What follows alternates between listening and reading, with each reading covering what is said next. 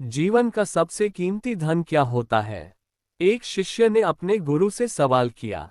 गुरु ने इसका उत्तर देते हुए जवाब दिया कि चाहे मेरे पास पैसे ना हो, चाहे रहने के लिए छत भी ना हो, चाहे कोई सुख सुविधाएं ना हो, लेकिन अगर मेरा शरीर स्वस्थ है तो मैं दुनिया का सबसे धनवान आदमी हूँ। शिष्य ने पूछा कि गुरुदेव, आपकी उम्र 100 साल को पार कर चुकी है और फिर भी आप इतने स्वस्थ हैं। आपकी बुद्धि बड़ी ही तीव्र है और आपका चेहरा भी सूर्य की तरह चमकता रहता है। और वहीं पर आपके बदन से भी चंदन सी खुशबू आती है। शिष्य ने कहना जारी रखा कि गुरुदेव, मेरे मन में बहुत बार आया है कि मैं आपसे इसका रहस्य जानूं, लेकिन संकोचवश मैं आपसे पूछ नहीं पाता हूं। कृपया करके आज मुझे वो साधारण से नियम बताने की कृपा करें, जिनसे मैं भी आपकी तरह स्वस्थ और निरोगी रह सकूं।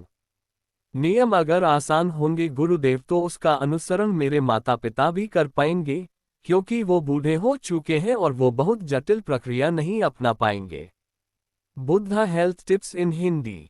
आयुर्वेद की अद्भुत शक्ति। भोजन से पहले 1 चम्मच खाएं। Buddha health tips by Buddha wise word. कृपया करके साधारण से तरीके बताना ताकि कोई भी ग्रस्त आदमी उन नियमों का पालन कर सके। गुरुदेव ने कहना आरंभ किया। सबसे पहले उन्होंने बताया कि सबसे पहले तुम्हें पाचन तंत्र की क्रिया को समझना होगा। जो भी आयुर्वेद का विद्वान होता है वो ये जानता है कि अगर आपका पाचन तंत्र लगातार भोजन पचाने में लगा हुआ है तो स्वाभाविक है कि ऊर्जा की एक खास मात्रा आपके भोजन को बचा रही है। इसी कारण ज्यादा भोजन करने के बावजूद आपका दिमाग और आपका शरीर अपने बेहतरीन स्तर पर काम नहीं कर पाता। तुमने देखा होगा कि भोजन करने के बाद जब पाचन प्रक्रिया शुरू होती है तो हर जानवर नीचे बैठ जाता है। वो बस बैठ जाते हैं क्योंकि दूसरी चीजों के लिए पर्याप्त ऊर्जा नहीं बचती है। चाहे वो मांसाहारी हो या शाकाहारी हो, हर जानवर खाने के बाद नीचे बैठ जाता है और ये इंसानों के लिए भी एक प्राकृतिक जरूरत है। खाने के बाद वो बैठ जाना चाहते हैं क्योंकि दूसरी चीजों के लिए पर्याप्त ऊर्जा नहीं होती। अगर आप अपनी पूरी क्षमता का इस्तेमाल करना चाहते हैं तो आप अपने शरीर को ऐसा बनाकर रखिए कि आप जो भी खाएं, कुछ भी खाएं, तो 1.5 से 2 घंटे के अंदर आपका पेट खाली हो जाना चाहिए। पेट खाली होने का मतलब है पेट की थैली खाली होना। यानी कि जब भोजन आंत के दूसरे भागों में चला जाता है तब पेट खाली हो जाता है, क्योंकि आंत में प्रक्रिया बिल्कुल अलग होती है। वो पाचन नहीं होता है, वो ऊर्जा को ग्रहण करती है। आंतों द्वारा इस ऊर्जा को ग्रहण करने के लिए ज्यादा ऊर्जा नहीं लगती है, ऊर्जा लगती है पाचन क्रिया में। जब खाना पेट की थैली में मौजूद हो तो बेहतर है कि आप अपनी गतिविधि को कम कर लें। अब अगर सोचिए, सारा दिन आपके पेट में खाना मौजूद रहेगा तो आप अपने जीवन की पूरी क्षमता कम कर लेंगे। आप खुद देखिए कि जब आपके पेट में खाना मौजूद होता है तब शरीर कैसा महसूस करता है, और जब पेट खाली होता है तब शरीर कैसा महसूस करता है। आप खुद पाएंगे कि आपका शरीर और आपका दिमाग तब बेहतरीन रूप से काम करता है जब आपका पेट खाली होता है। इसका एक पहलू और है।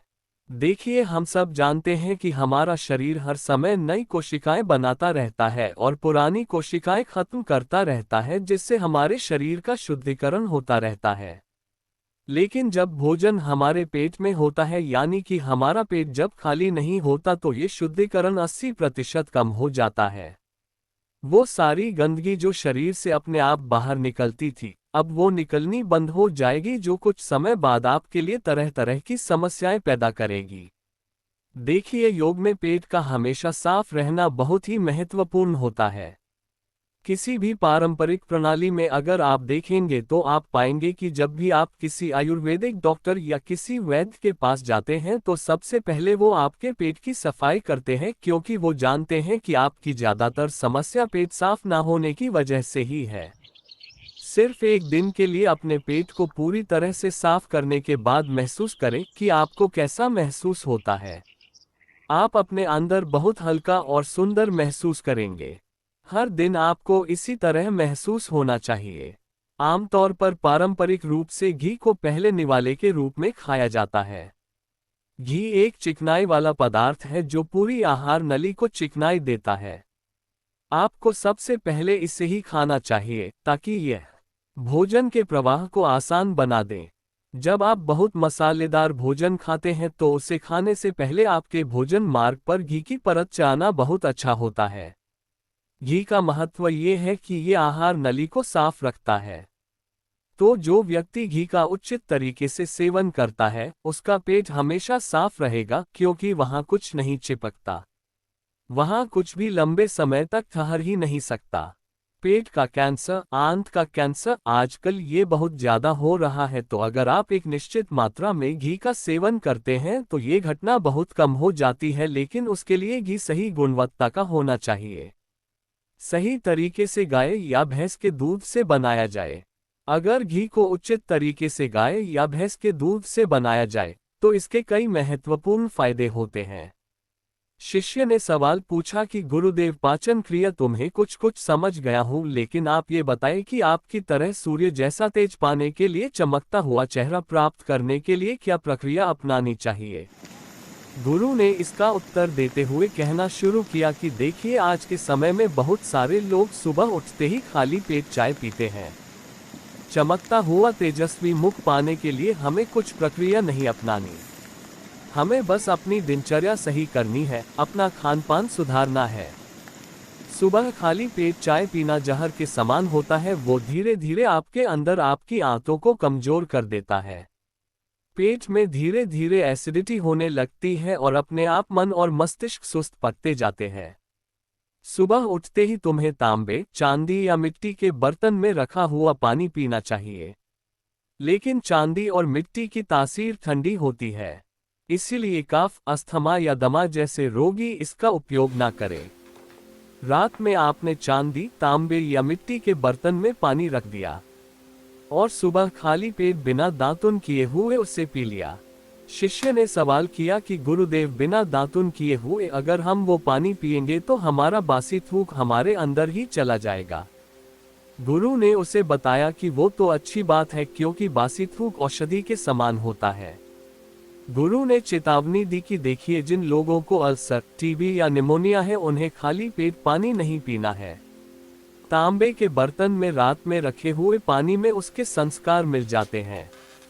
तांबे के गुण उस पानी में आ जाते हैं और वो तांबा हमारे शरीर में जाकर बहुत से लाभकारी फायदे करता है। गुरु ने चेतावनी दी कि अगर मजबूरी ना हो तो प्लास्टिक की बोतल में कभी पानी मत पीना, क्योंकि प्लास्टिक की एक ऐसी संरचना होती है, जब वो गर्म तापमान पर आता है तो प्लास्टिक धीरे धीरे पिघलना शुरू हो जाता है, और जब वो बहुत बारीक स्तर पर पिघलता है तो उसके कारण उस पानी में मिल जाते हैं, जो हमारे शरीर में जाकर कैंसर का कारण बन सकते हैं। देखिए, ये पानी पीने के बाद, अपना पेट अच्छे से खाली करने के बाद आप आंवला और सब्जियों का रस पी सकते हैं। आप पीने में कुछ लोगों को थोड़ा कड़वा लग सकता है, लेकिन जहां पर शरीर को इतने सारे फायदे हो रहे हो, वहां पर थोड़ा कड़वापन तो बर्दाश्त किया जा सकता है। गुरु ने बताया कि ये भी सच्चाई है कि हर दिन एक जैसा खाना नहीं खाया जा सकता। तो जिस दिन तुम आंवला और सब्जियों का जूस न पी सको, उस दिन आपको दही खाना चाहिए। दही बहुत ही बेहतरीन आयुर्वेदिक औषधि के रूप में इस्तेमाल हो सकता है। अगर उसको सही से इस्तेमाल किया जाए तो हमारे शरीर में बहुत सारी बीमारियों को वो जड़ से खत्म कर सकता है।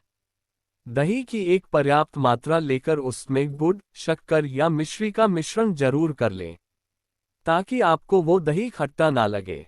अगर दही में गुड़ मिलाते हैं तो गुड़ बहुत ज्यादा नया नहीं होना चाहिए। गुड़ जितना ज्यादा पुराना होगा उतना ही लाभकारी होगा, और दही को थोड़ा पतला कर ले। पतला होने के बाद वो आसानी से हमारे शरीर में जा सकता है और उसको पचने में भी ज्यादा ऊर्जा शरीर को नहीं लगानी पड़ती। आयुर्वेद के गणित के हिसाब से अगर आप सुबह इन प्रक्रियाओं का पालन करते हैं तो आपके चेहरे का तेज बने लगेगा, उस पर चमकाने लगेगी। जल्द ही लोग आपसे बोलना शुरू कर देंगे कि भाई, आपकी उम्र इतनी ज्यादा हो गई लेकिन आप लगते नहीं हो इतनी उम्र के। सन्यासियों और मुनियों जैसा तेज पाने के लिए ध्यान और आयुर्वेद के नियम के हिसाब से खानपान, ये दो चीजें सबसे ज्यादा जरूरी होती है। अगर ग्रस्त आदमी भी इन नियमों का पालन करता है तो वो भी सन्यासियों जैसा तेजस्वी हो सकता है। शिष्य ने आखिरी प्रश्न किया कि गुरुदेव मुझे ये दो नियम तो अच्छे से समझ में आ गए हैं। पहला नियम, अपने पेट को खाली रखेंगे तो हर बीमारी से मुक्त रहेंगे। दूसरा नियम कि हम अपने चेहरे पर ओज और तेज कैसे प्रकट कर सकते हैं। बस एक आखिरी समस्या का समाधान और करवाना है। मैं आपसे पूछना चाहता हूं कि जैसे जैसे आदमी की उम्र बढ़ती है तो उसके आंखों की और उसके दिमाग की क्षमता कम होती जाती है, तो उस क्षमता को बरकरार बनाए रखने के लिए किन नियमों का पालन करें, या फिर क्या खानपान अपने दैनिक जीवन में अपनाएं। गुरु ने खुद की तरफ इशारा करते हुए कहा कि जैसे जैसे उम्र बढ़ेगी वैसे वैसे बुद्धिमान होते जाओगे। बस मैं जो नियम बता रहा हूं उनको ध्यान से सुन लोगे तो सारी समस्याएं हल हो जाएंगी। सबसे पहले सफेद कद्दू के औषधीय गुणों के बारे में जानो। आयुर्वेद के गणित के हिसाब से सफेद कद्दू का जूस कैंसर को मिटाता है और साथ ही दिमाग की तीक्ष्णता को बढ़ाता है। तीक्ष्णता यानी कि तेज, बारीक बुद्धि। लेकिन ये समझ लेना कि सफेद कद्दू का जूस ठंडा होता है, इसलिए अस्थमा और जिनको सर्दी जल्दी पकड़ लेती हो, ऐसे लोगों को सफेद कद्दू के जूस का सेवन नहीं करना है। दिमाग और आंखों को तेज करने के लिए जो अगला नुस्खा मैं बता रहा हूं वह हर कोई कर सकता है, बल्कि हर किसी को करना चाहिए। 5 देसी बादाम की गिरी, जो छोटी वाली होती है क्योंकि वही देसी होती है। बड़ी वाली में इतने गुण नहीं होते हैं। इतना छोटी वाली गिरी में होते हैं 5 छोटी बादाम गिरी और एक अखरोट रात को पानी में भिगो दो। सुबह उनके छिलके उतारो और उन्हें किसी पत्थर के खरल में, याद रखना पत्थर का खरल, किसी ऐसे वैसे बर्तन में नहीं, क्योंकि इससे उसकी गुणवत्ता खत्म हो जाती है। उस पत्थर में ये डालने के बाद उसे मथना शुरू करो। धीरे धीरे जब आप उसे पिसेंगे तो वो बारीक होने लगेगा और उसके बाद उसमें दूध डालना शुरू करो। ऊपर से दूध गाय का होना चाहिए, वो सबसे ज्यादा बेहतरीन रहेगा दिमाग के लिए।